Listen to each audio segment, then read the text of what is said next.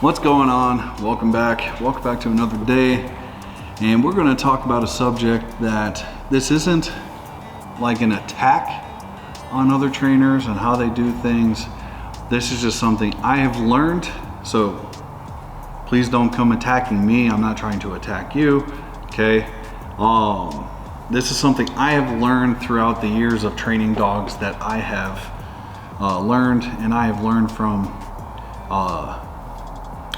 some really incredible trainers. So we're going to talk about how important it is when you are doing scent training with a dog and you're introducing the scent, how important it is to control said scent and training area and all that stuff. Okay, there are so many factors that come into play that people forget. So what we're going to do is we're going to talk about that, and I'm going to talk about why I designed this scent box right here for that reason. Okay, so now, back in the day, long time, it's been proven it works, but also it's also proven that some dogs fail because of said problem. Okay, a lot of scent boxes back in the day were made out of wood. Okay, and you put a jar or something in there with the odor in it. Okay, and that's fine. Okay, you have control of the scent. What you don't have control is contamination in your box. Okay, now some people will just lay out the odor in front. You know, I've seen that, so on and so forth. Dog comes up, it can bite the scent, it can drool on the scent, it can kick the scent, it can contaminate your scent. Okay, so scent box helps protect. As you can see, this thing has a grate, so it protects your scent from the dog grabbing it, kicking it, so on and so forth. All right, our box is made out of aluminum, and you can find them on UnitedCanineAcademy.com, by the way, in the store, or United K9, United K-9.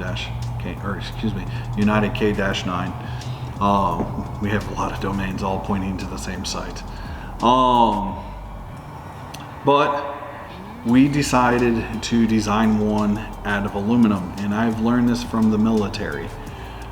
When we are done with training, I can now take this aluminum box and I can stick it in a dishwasher, high heat, right? And wash the daylights out of this. It's not steel, so it's not going to rust. It's not stainless, so it's not heavy and overly expensive. It is aluminum, okay? The surface is smooth. It's not porous like wood and some plastic boxes that I have seen. Plastic, there are some out there you can find in plastic as well. Okay, this isn't a sales pitch for me. And some of those plastics that you can clean, but if it's porous or it has like little cuts and scratches in it, its odor can get inside, and when you run a dog over it, it's whatever that dog smells at the time of that reward is what the dog's going to continue to reward on. Okay, now over time, can you bulletproof your dog and get over if it, you know, misses it, and if you jack it up on one of the scent orders? Yes, but you're making more work for yourself. Are you good over there? You really like that thing, don't you? Ziva is over here, and she likes going in her crate and just laying down. Anyways, so when it comes to training a dog, I like using aluminum. It's less contamination on the odor. Okay, as you move forward, yes, you can start using wood boxes and stuff like that. I have trainer friends that do police dogs and stuff like that, and they use wooden boxes. Okay, what they tell me, they have hundreds of wooden boxes for different things, because once you put one odor in it, that wood absorbs the odor and the dog will always hit on it. Okay, so that just tells you like you have to build more boxes, spend more money, when you don't have to do that with one of these. You can easily just take them, wash them, out the door. Okay. So if you want to start your dogs in scent training, or if you're looking for a product that is easier to use, look at a aluminum box. Okay, we do powder coat and stuff to help, you know, make sure the area stays clean and stuff like that. It smooths out the edges, fills in any little imperfections in the material, so it's easier to clean.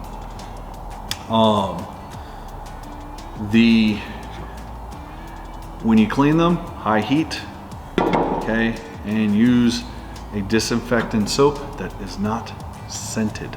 All right, simple, no scent, can't smell it. Okay, that is what you will use. And the other thing when you use wood boxes, yes, if you put an odor on the inside, all right, but you get dogs that'll come up, scratch the box, stuff like that. They have dirt, whatever grime, they're scratching, they're leaving traces of that, and another dog that's being taught is going to smell that. So, you know, overly worked boxes, there's chances of contamination. It's just like when you teach dogs, it's better to use pseudo stuff versus real stuff, especially in drugs, because drug people like to lace their stuff with other stuff, and you don't physically know what you're actually teaching the dog to smell. So pseudo drugs have a way better rate of success because we know what it is and it's controlled.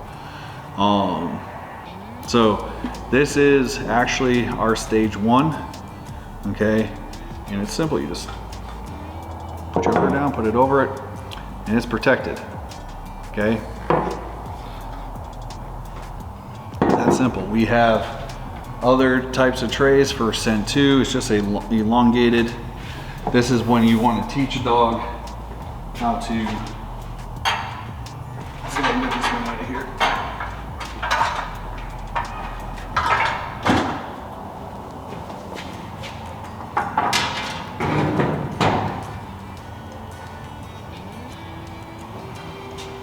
Okay. Well, this one you're not going to be able to see because it's a lot lower. Give me 1 second. Sample cups.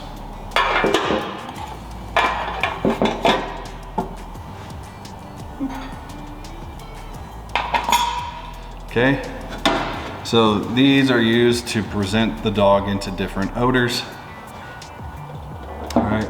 You can get a bunch of these and you can teach a dog to do a scent lane straight forward, and then you would bump into your scent wall or lanes if you're doing something with the ground, and you would go from there.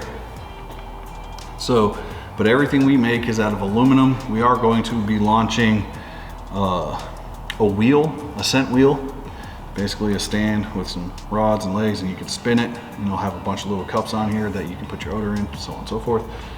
All right, we'll be releasing one of those.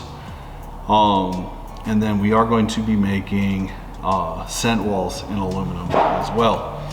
Building scent walls, ours are connected to the wall and they're on rollers so they can roll out and have access to the back, close it, and now I have control over all the scent, and it's, you know, I'm not worried about dogs trying to jump on them, push it over. I've seen that happen. That's why people have these long steps or feet on the bottom of their scent walls, and to keep the dog from pushing it over. So, but then you have trip hazards, so on and so forth. So I built mine into a hinge system, so I just pull it out. It's on a wheel, rolls out, take it back. Oop. It's 5 o'clock or 5:30.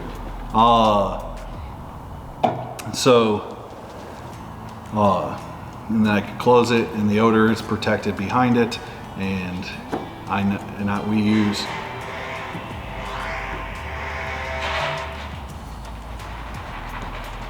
excuse me, sorry about that. We use PVC, which is can be porous and hold odor, but by the time you get there, your dog is already taught on how to dictate that one scent, because your beginning stages, your intro and all that stuff has been controlled up to that point. By the time you're jumping the walls, there's other odors and stuff you're putting in the wall. So by the time the dog gets there, you'll be fine. Just same like lanes. If you're running a dog in a lane, okay, there's either other odors. You don't really need to lay any because the whole grass, the dirt, the bugs, everything else is going to be a distraction scent for them. So they're already at a point of looking for that one scent.